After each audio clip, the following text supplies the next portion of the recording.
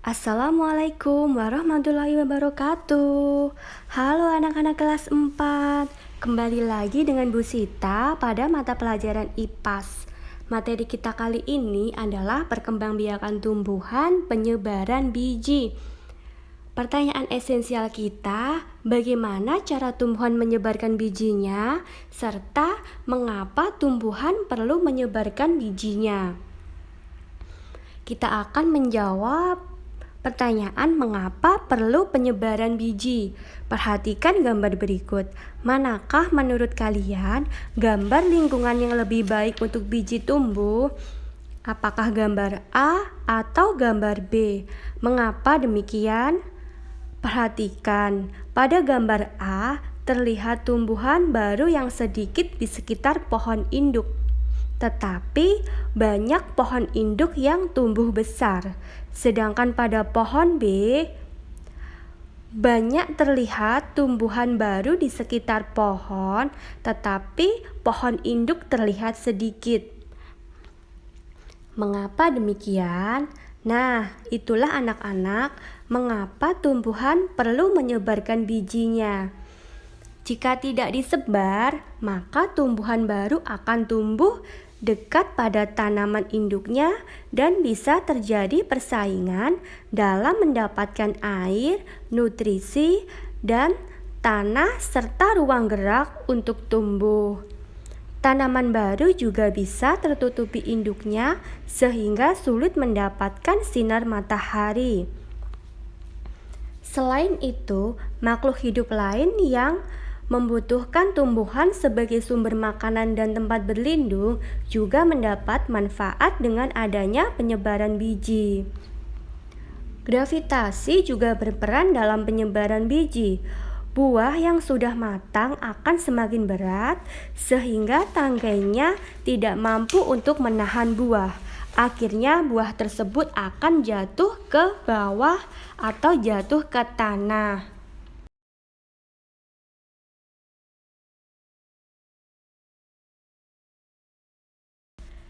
Kedua, kita akan menjawab pertanyaan bagaimana cara biji menyebar.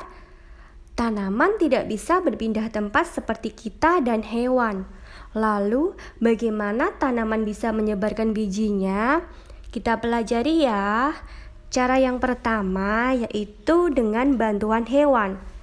Ada sebuah hewan monyet sedang memakan buah semangka. Bagian yang dimakan adalah dagingnya. Monyet tersebut akan membuang biji semangka. Cara yang kedua adalah dengan bunga dandelion. Bunga dandelion ini memiliki duri-duri yang terbang terbawa oleh angin. Akhirnya biji-biji tersebut akan berpindah ke tempat yang lain. Cara yang kedua ini adalah melalui bantuan angin. Cara yang ketiga adalah melalui bantuan air. Terdapat pohon kelapa serta buahnya yang jatuh di tepi pantai. Buah tersebut akan terbawa oleh arus air, sehingga buah tersebut akan berada di tempat yang lain. Cara yang keempat juga melalui bantuan hewan kelinci, dan pohon berduri atau tanaman berduri. Biji tanaman berduri ini mudah sekali menempel di tubuh kelinci, sedangkan kelinci ini adalah hewan yang suka menyelinap di tempat lain. Akhirnya biji ini akan berada di tempat yang lain. Cara yang kelima adalah melalui bantuan hewan. Hewan tersebut adalah gajah. Gajah adalah hewan yang makanannya sangat banyak. Kotoran gajah ini mengandung biji. Sedangkan saat gajah membuang kotorannya, dia sudah berada di tempat lain. Maka gajah tersebut juga akan menyebarkan biji tumbuhan. Itu anak-anak, bagaimana cara biji menyebar? Sudah paham kan?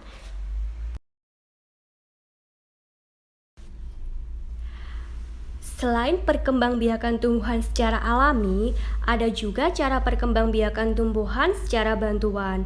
Cara ini dikembangkan manusia dengan ilmu dan perkembangan teknologi yang dimilikinya. Cangkok dan stik adalah salah satu cara perkembangbiakan buatan. Cara ini cukup mudah dan bisa dilakukan di berbagai macam tanaman. Apakah kalian pernah mencobanya? Yang pertama adalah perkembangbiakan buatan dengan cara mencangkok. Proses ini dilakukan pada tanaman induk dalam beberapa waktu sampai anak tumbuhan memiliki akar dan bisa dipindahkan ke tanah.